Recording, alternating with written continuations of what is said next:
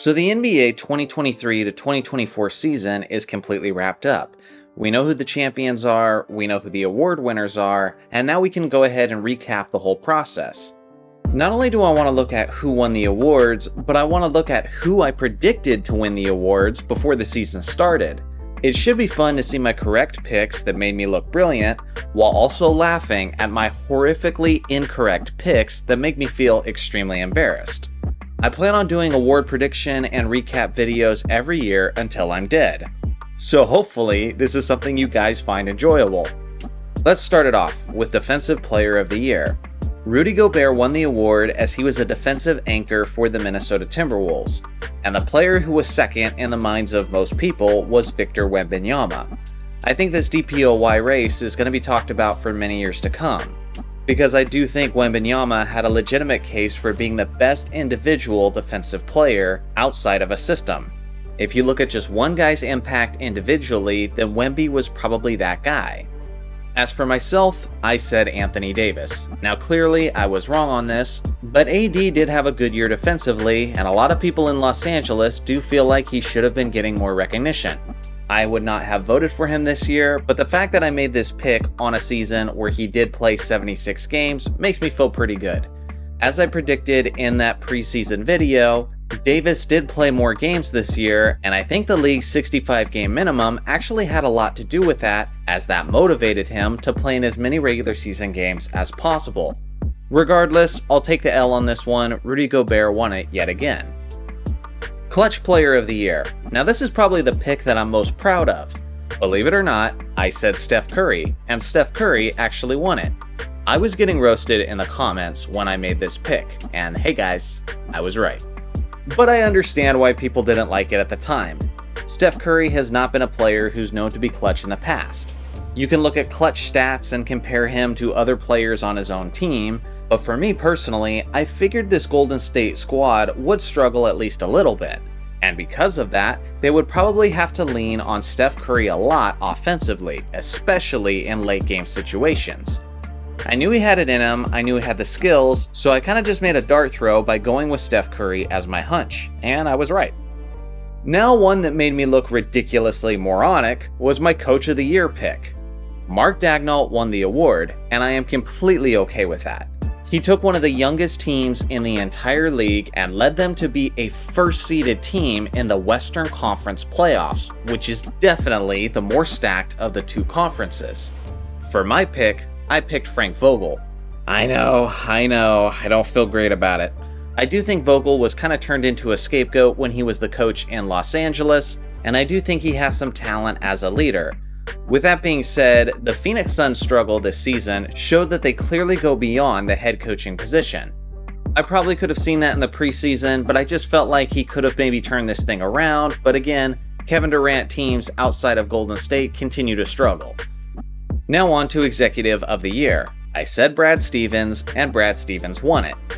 I hate to admit this as a Lakers fan, but the Boston Celtics just won the NBA championship, and they're one of the most well-ran organizations in the entire league. Plain and simple. They're patient, they're wise about their moves, they don't overreact to things, and they build their team organically. They're basically the complete opposite of the Los Angeles Lakers over the past 5 or 6 years. So again, I got that one right, but I don't feel like it was the most bold or unpredictable pick, but I'll take the W's where I can get them. Now after that is Most Improved Player Award, and this one is especially tough to get correctly. Tyrese Maxey of the Philadelphia 76ers won the award, and he was certainly deserving, as he went from a solid player to a superstar within the span of this season. The player I picked was Anthony Edwards. He didn't finish among the finalists for the Most Improved Player Award, but I do still feel pretty decent about the pick, because he went from just simply a star player to a guy who is literally getting Michael Jordan comparisons in the start of the NBA playoffs. Were those comparisons premature? Of course they were. But at the same time, they happened. His game improved quite a bit, and I expect his game to improve for the next several years. It's hard to get the award going from a star to a superstar. Typically it's a guy who's going from a role player to a star. So maybe I could have seen that coming, but ultimately I don't feel bad about my pick, and I'm happy with who the award went to.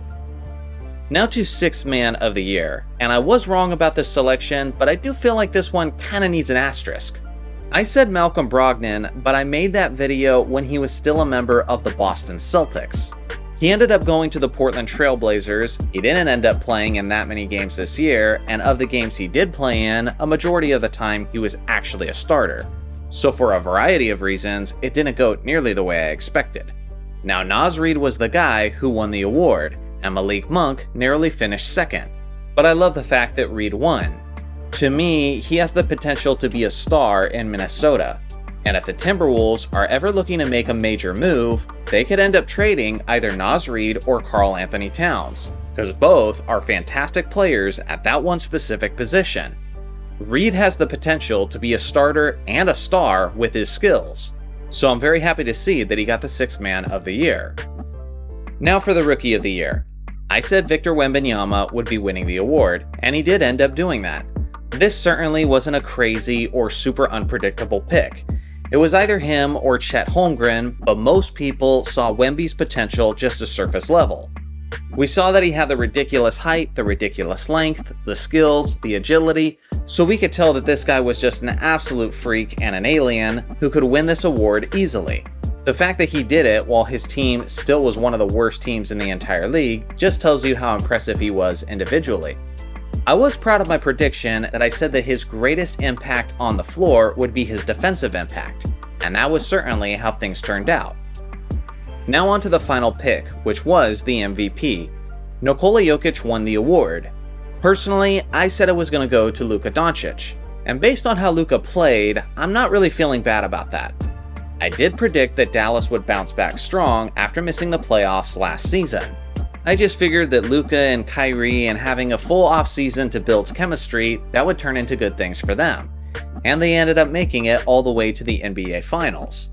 Luka put up some ridiculously monstrous numbers, but as I said in my original prediction video, we knew Jokic was going to show up and be the usual Jokic that we were used to. And given the fact that the year prior, Joel Embiid had taken the award and that aged extremely poorly, I figured a lot of people might be looking to give Jokic the award to make up for their mistake. So I had Luka as my bold prediction front runner, but I did say that Jokic was my safe second pick. I'm not going to take credit for it, I ultimately chose to put Luka number 1, but Jokic ended up taking home the hardware. So when we look at the whole thing in review, I ended up getting 3 of my 8 selections correct.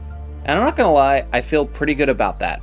Making these predictions are hard to do. You can't really tell what's going to happen from season to season because there's injuries, there's trades, there's a whole bunch of different moving parts. So it's really tough to put yourself out there knowing that if you get something right, no one's going to pat you on the back, but if you get something wrong, there's going to be comments haunting you for it and they'll never let you forget it. I figured I might as well just lead into it, own it, make a video about it, and just reflect on how the NBA season played out. So now it's your turn. Let me know in the comments what were some of your predictions that you got right, what were some that you got wrong, and what are some of your predictions heading into next season. Unlike my last prediction video, I'm going to let the NBA offseason unfold a little bit because I don't want to get into another Malcolm Brogdon situation where I'm predicting him to win an award for the Celtics when he's on another team.